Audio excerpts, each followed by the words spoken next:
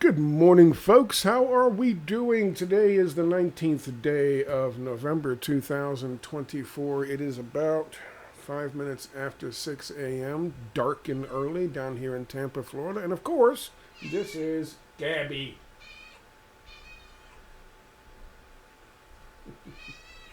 She knows how to hit her mark. I've had to film this 12 times. Finally. Hi, baby. How you doing? Meow.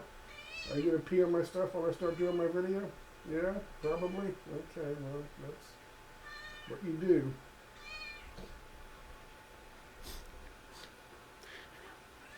Anything new I get, I have to like hide. What you doing? That's right. I'm talking about you. I'm telling on you. Meow. Don't do that. Says Gabby.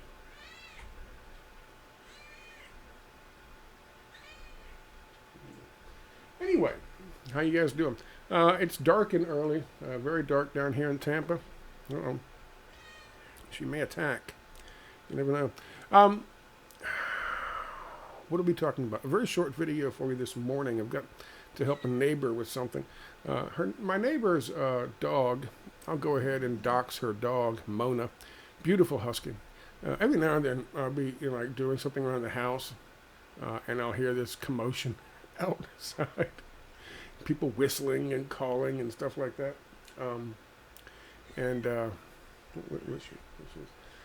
She's making me nervous. I don't know what she's going to do. You never can tell with Gabby. You going to pee on that? My laptop cover? No? Mona will get out of the house every now and then and run the streets. Because huskies are like that. Huskies are smart and they figure shit out and they find a way.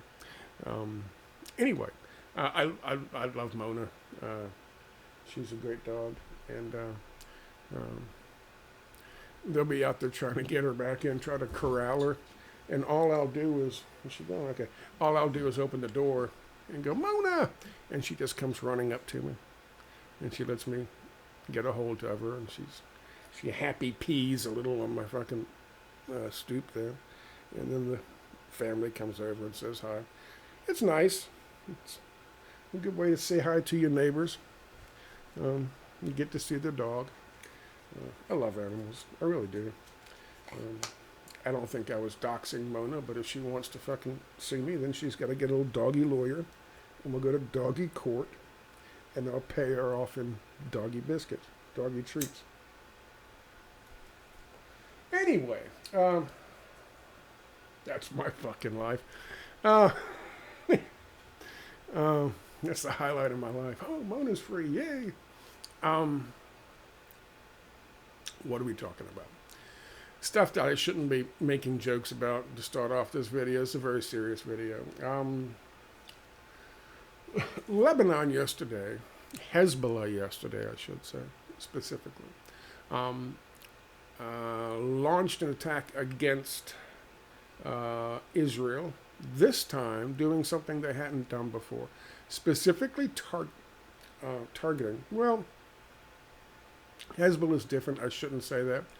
Hezbollah has been doing some of this in northern Israel. They've had to the Israelis in northern Israel have had to flee. I think like 90,000 of them.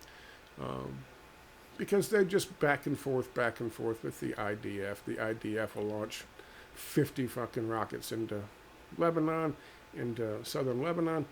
Lebanon will launch 3 or 4 into northern Israel, and it's been going on back and forth for a while. So I really shouldn't say that. Iran has yet to target civilian infrastructure targets. Hezbollah,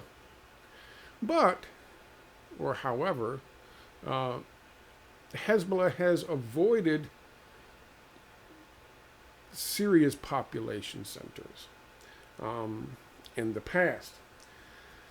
That has now changed.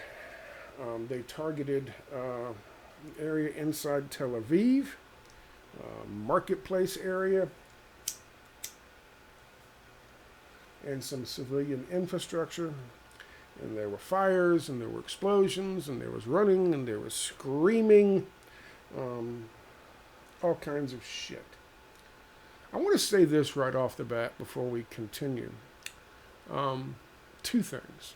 One, I don't condone the targeting of civilians during times of war, or even Cold War or hot war. I don't believe that civilians should be used in such a capacity to impose or present pressure on a government to concede,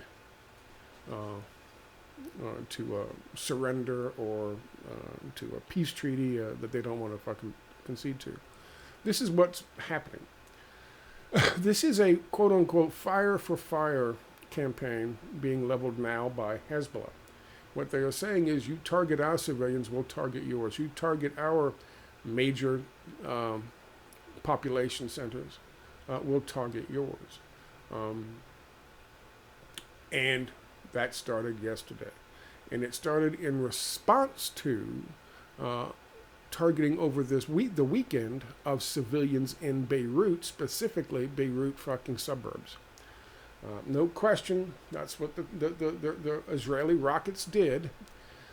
And they killed civilians. They destroyed civilian infrastructure, not just like electrical grids and things like that, but homes, apartment buildings.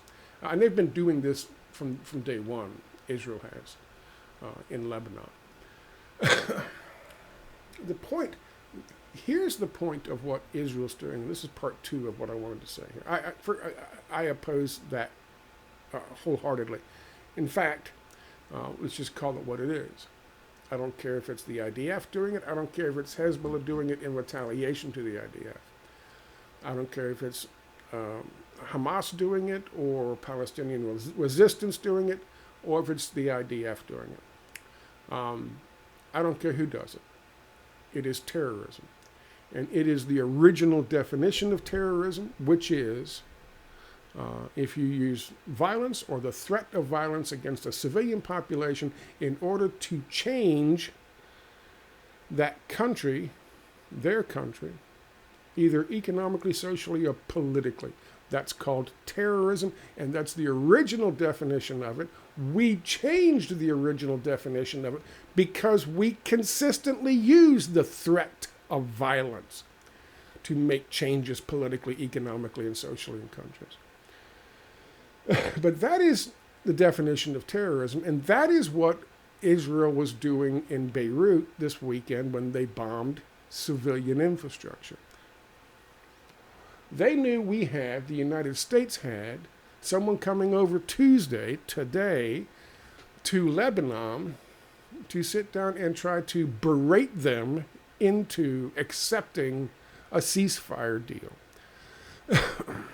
A ceasefire deal that doesn't serve the interest of the Lebanese people, and it certainly doesn't serve the interest of the Palestinians in Gaza.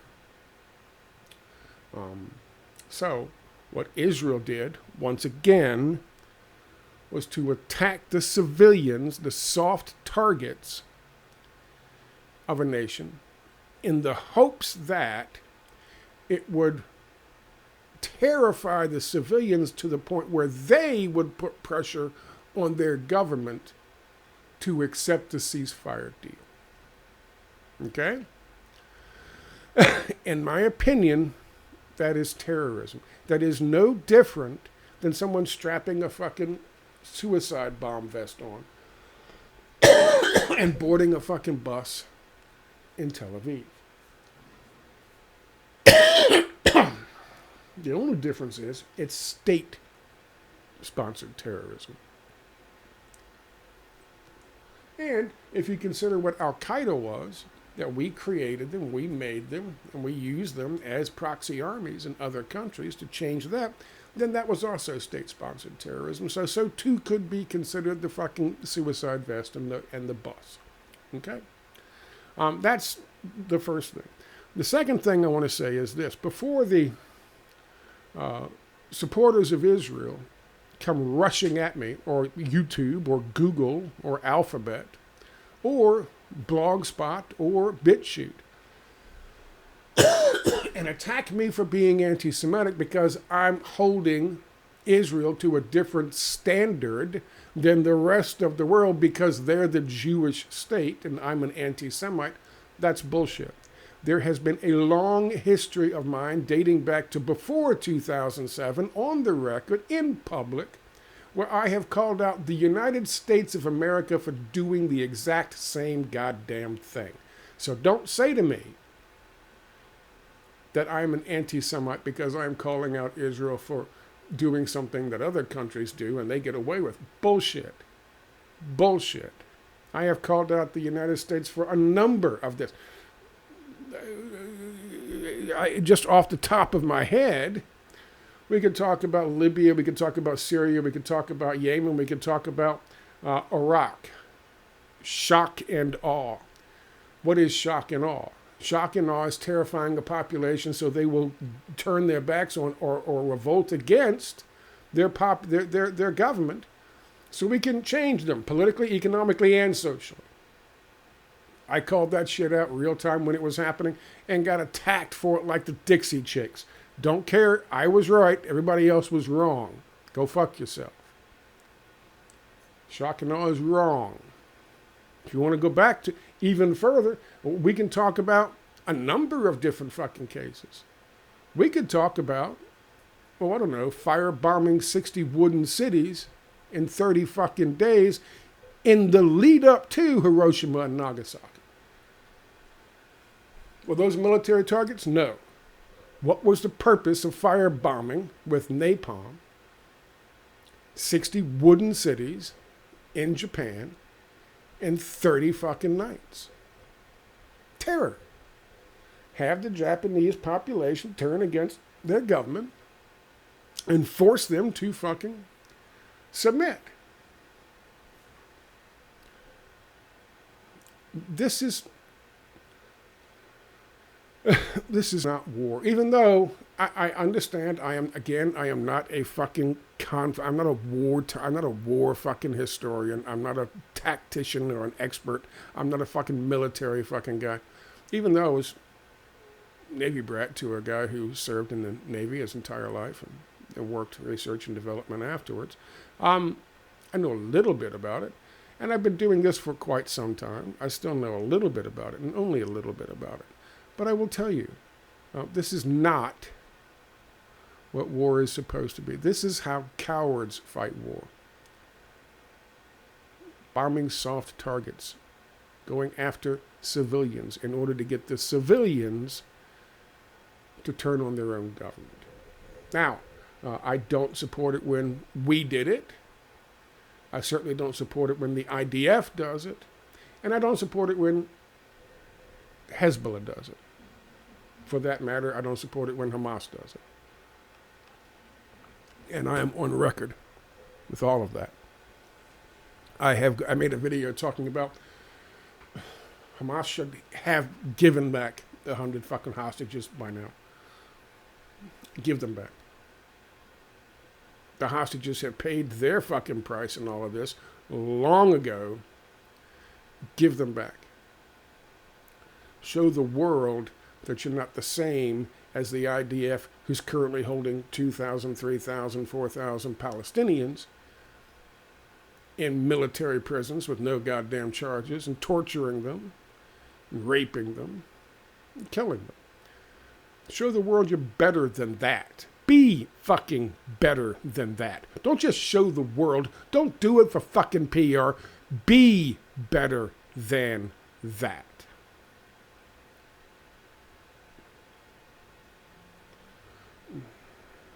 So, this is the first thing I want to talk about. And I have on my website sources for you to look at. Hezbollah retains fire-for-fire strategy, takes Tel Aviv under ballistic missile barrage. Takes is the wrong word. They haven't taken anything. They have put Tel Aviv under a ballistic missile barrage. That's from Press TV.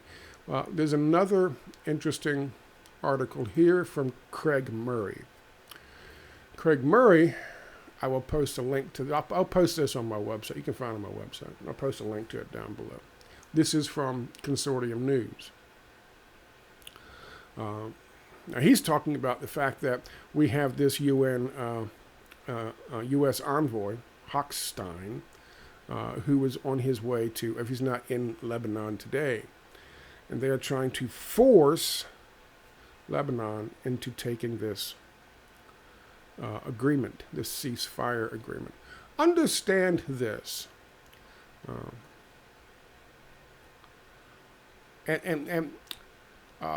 So according to Craig Murray, I should point this out, this sudden increase in terroristic attacks from Israel, which, by the way, they've done this many times in the past. This is certainly nothing new for them. Attacking civilian infrastructure is nothing fucking new for them. I'm going to tie this into the second part of this video in a second. But Craig Murray's point here is that they were compelled through their communication with the Defense Department and the Biden administration to step up attacks on civilians in fucking Lebanon in preparation for this guy going into fucking Lebanon to say, oh my gosh, this is out of control. We should do something here. Accept this deal. And we can put a stop to this. We're behind this shit. So again, don't call me out for calling out Israel for doing something that I don't call out anybody else for doing. We're behind this. These are the kind of fucking monsters that are running our goddamn country. Not only that, but now Biden is saying to the Ukrainians, go ahead and use these weapons deep into fucking Russia. Let's crank up that fucking war for the military-industrial complex and the fucking bankers as well. This is remarkable. You would think that he would want to leave as his legacy, Joe Biden. He's not making any decisions. What am I talking about? He's shitting in his fucking Depends diaper somewhere in the corner, picking his nose and giggling at it. They got him so whacked out on fucking Adderall, he has no idea what the fuck he is or who the fuck he is.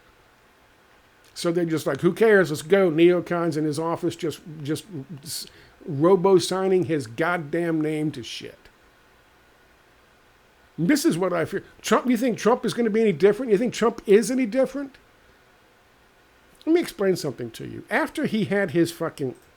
Again, people saw my last video and they think I'm anti-Trump. I'm not anti-Trump. I don't care about Trump. Trump is a non-entity. He's a WWE personality. I care much about fucking Trump as I do The Rock. You understand? I don't give a shit. They make money, they get out there, they do the little fucking dance, they do the little song and dance, and then they leave.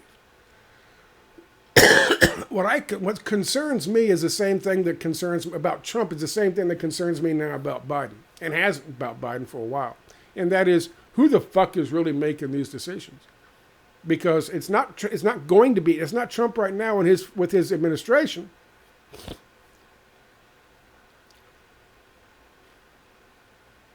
And it's not fucking Joe Biden.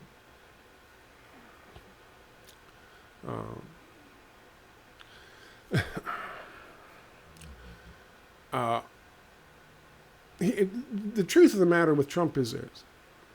The Secret Service allowed a dude to get on the fucking roof. They didn't have anybody on the fucking roof. They allowed a dude to get on the fucking roof. And then the sniper had that dude in his crosshairs, who certainly shouldn't have been there and certainly shouldn't have been armed with a goddamn AR-type weapon, pointing at the fucking podium where the former and future president of the United States was speaking. Should have popped him immediately. Or at least popped the fucking gun. Or at least given a fucking warning to people to grab Trump off the fucking stage. But no, instead they sat there. We have video with him in sights and let him get off 8 rounds, which killed a dude, took a chunk out of the former president and current president's ear before taking him out. And then, of course, the other Secret Service members let Trump do his fight, dumb shit, which is stupid as shit, without putting his head down, covering him completely, and dragging him off the stage. That's what the Secret Service would do in a situation where they had no idea what was happening, because they would assume there would be a second shooter. Oh, you got that guy? Okay, go ahead, Donald. Take the moment. Yeah! Pow! You get it? I'm not even trained and I understand the concept. But they said, oh, sure, go right ahead. Take a moment. Take a moment in front of this camera. Duck face. Fight! So heroic. They let it happen. That dude could have blown his head off. He would have been gone. Then what would have happened? You got Biden being yanked out one fucking side. You got Trump being yanked out the other side. What do you do then? Then what happened after that, boys and girls, ladies and gentlemen? I got no problem with Trump. He's a fucking milquetoast weasel. And people have said this about him 1,000 times, and I'll say it one more time. His opinion is whatever the opinion was of the last person he talked to. He's not a bright man. He said so himself. He lets people who know how to run businesses run his businesses. That's how smart he is. What did they do with him right after the botched assassination attempt?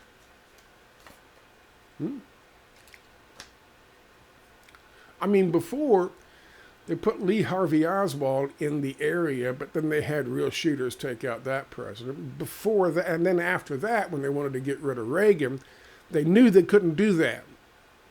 They had to have actually somebody pull the fucking trigger, like the Palestinian guy who shot, supposedly, Robert Kennedy.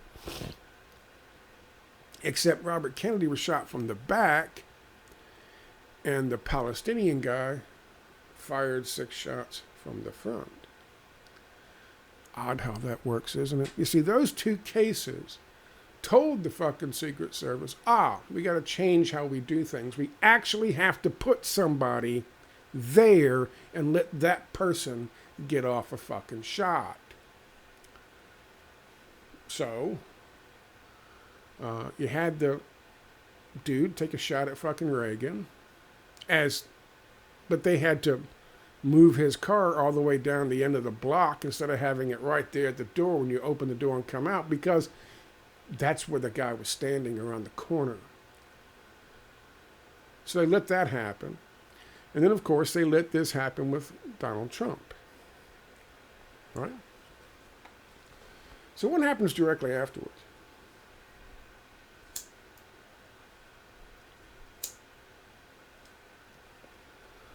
Donald Trump is brought into a room with a real billionaire and a real smart person who made his fucking money. Made it himself.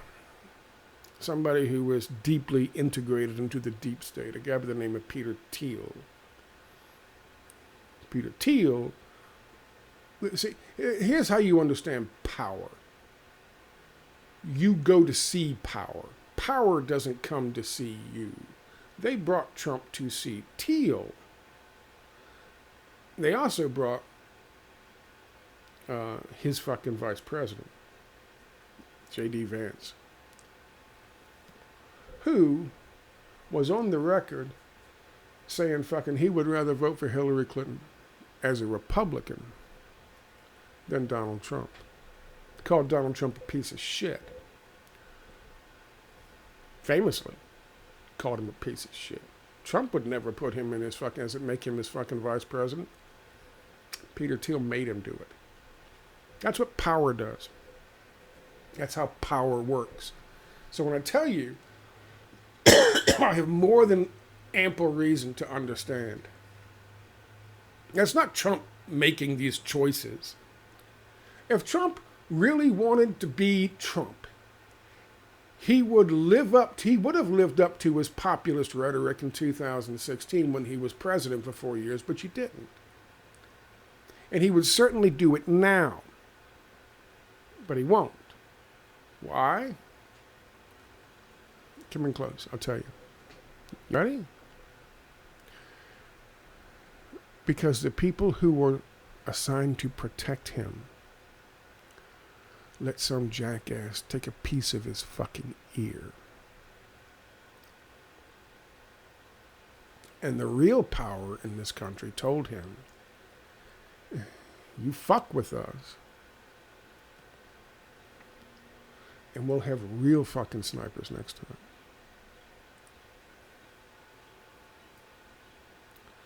And that's pretty much all it takes. So now, others make his decisions for him. So people out there who are Trump supporters, they like Trump. They like Trumpy Bear. They thought they were going to get Trumpy Bear in 2016 to 2020. Instead, they got Cocaine Bear. You understand? And so now, they think they're going to get Trumpy Bear again with his populist rhetoric and all this shit, but you're not. Now you're going to get fucking savage capitalist Cocaine Bear high on fucking meth. High on meth and fucking anabolic steroids. Because it's not him. I got no problem with Trump. He's like George W. Bush. George W. Bush didn't do this shit to us. George W. Bush didn't do 9/11. People in his administration did. And this is where we are with fucking Donald Trump. Trump and Bush are different than Obama and Biden. And that Obama and Biden ran their shit when they could. But they ran their shit because they have it up here in ways that George W. Bush and Donald Trump don't. They were 100% on board. They didn't need a fucking Dick Cheney, right? They didn't need fucking J.D. Vance. They didn't need fucking Peter Thiel. They were sold out to them, just like everybody else. But they were manipulative weasels from the start, and hardcore fucking centrist neoliberals and neocons, even though they're on the so-called left. So don't get me wrong with Trump. My issue isn't with Trump. My issue is with who's running him. Just like when I said to you that now that Biden's fucking disabled, now that he's a fucking vegetable shitting on himself in the corner and laughing about it, my problem is less with him than obviously with whoever's doing this shit and robo-signing his name to this obvious step up in aggression in both in Gaza and in fucking Lebanon and in Ukraine. And in fucking Yemen, by the way. You know, I'm a military brat. I think that I kind of understand a little bit about, I don't know shit about the military. I don't pretend to. But I know what it means when a family is sitting at home and somebody is gone, right? For the right reasons, for the wrong reasons, for whatever reason, the person is gone. I know the sacrifices the family makes. I know it's a big sacrifice. I know in some cases it's devastating when they get the bad news.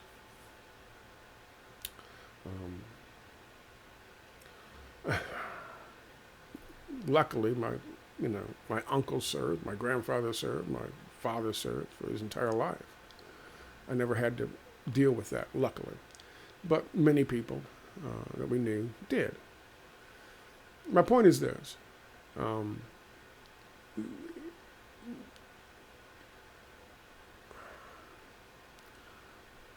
with that kind of power, there has to be very compelling reason to use it. And I don't think our national interests are a compelling enough reason, honestly, because our national interests always equate to profits, profit margins and shares and control. And I don't think that's good enough reason. I just don't. By the same token, I'll tell you this, it damn sure isn't worth one single U.S. service person's life to help ensure that glorious Israel gets to wipe out Palestine and take all its land and build condos and resort casinos on beaches that used to be Gaza. That's not worth one single solitary American service member's life. Not one. Never has been, never will be. Now, that all said, let's move on to something else here. Okay, so we talked about this. This is the second part of what I wanted to talk about. And really, I'm going to let somebody else talk about it. I hope it works this time. This is Ayman Odeh's courageous speech in the Knesset. There's some information here. There'll be a link down below. He is a member of something called the Hadash Party. He is a Muslim Arab. There are Christian Arabs, atheist Arabs, Jewish Arabs. There are Buddhist Arabs. He is a Muslim Arab, an Islamic Arab, who believes in a two-state solution, who also believes that all the settlements should be removed from the West Bank. He has also been interrogated multiple times by Shin Bet and had at least one attempt on his life. He understands the price that must be paid when you speak out against the establishment, against the Messianic Zionists and their Greater Israel campaign in Israel. Especially when it's either, you can be a Jewish member of the Knesset and you will pay the same fucking price. But he certainly knows it. He knows it firsthand. And he gave this speech in the Knesset. This comes from his Twitter feed, which is what the link is to. And I'm going to let it play. And I'll let it speak for itself. I thank you very much for your time. בנימין נתניהו, אני רוצה לספר לך את סיפורו של מוחמד אבו אל-קומסאן, בן 32 מעזה. ניסיתי חודשיים לפני המלחמה ולאחר מכן חווינו את מסע הגירוש. חברת הכנסת גוטליב. עברנו ממקום למקום החל מהצפון ועד שהגענו לדיר אל-בלח. בשבת ה10 באוגוסט נולדו לי תאומים, בן ובת, אסר ואייסל. וזאת לאחר ניתוח קיסרי קשה שעברה אשתי, דוקטור ג'ומאנה ערפי. שמחה מילאה את ליבנו בבואם של ילדינו הראשונים, ההתרגשות הייתה בלתי ניתנת לתיאור. בבוקר יום שלישי ה-13 באוגוסט יצאתי בשמחה לבית החולים, הוצאתי את תעודת הלידה לתינוקות שלי. מתוך שמחה שלחתי לאשתי תמונות ותעודות הלידה בוואטסאפ, אך היא לא ענתה. באותו הזמן קיבלתי שיחה מאחד השכנים ששאל אם אני בסדר. עניתי, אני בסדר. והוא אמר לי, הדירה שאתה שוכר הופצצה. מהרתי וליבי פועם מפחד ודאגה לגורל משפחתי, עד שהגעתי לדלפק הקבלה של בית החולים, וחלק מהשכנים אמרו לי ברעד, הם בתוך מקפיאי המתים. לא עברו 10 דקות מאז הוצאתי תעודת הלידה, ופתאום אני מוציא להם תעודות פטירה. התמוטטתי. בעזה יש 17,038 תינוקות שהמערכת שלך הרגה. ביניהם 825 תינוקות מתחת לגיל שנה. בעזה היום 35,055 תינוקות יתומים. הדם של כולם ירדוף אותך, ואתה בעזות מצח קורא על כך שאתה מואשם בבית הדין בהאג. בנימין נתניהו, חברי הכנסת, מהו החזון שלך? מה חברת החזון הכנסת שלך? גוטליב, תגיד די. לי. מזה 30 שנה אתה רוצח סדרתי של השלום. לא, עצור. רד מהדוכן מיד. רד מהדוכן מיד. להוריד אותו עכשיו. מה החזון רוצח שלך? סדרתי בקפלן, לא פה. רוצח סדרתי של השלום זה אתה. רד מהדוכן. רוצח סדרתי, רד מפה. נתניהו, מזה 30 שנה אתה רוצח סדרתי של השלום, והכנסת את שני העמים לתוך בור עמוק של שנאה וייאוש וחוסר אמון הדדי. זהו החזון שלך. אני מציג חזון אחר לגמרי, חזון של ערבים ויהודים ביחד, שמפנימים את העובדה שיש פה שני עמים. מגיע לשניהם צדק, ביטחון וחיים טובים, ומגיע לשניהם, ליהודים ולפלסטינים, הזכות להגדרה עצמית.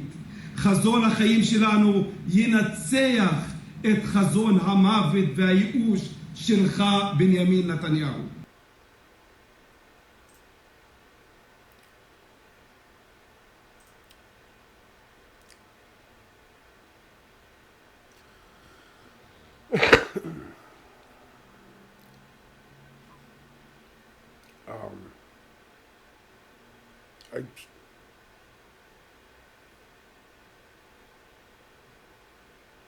I can't even.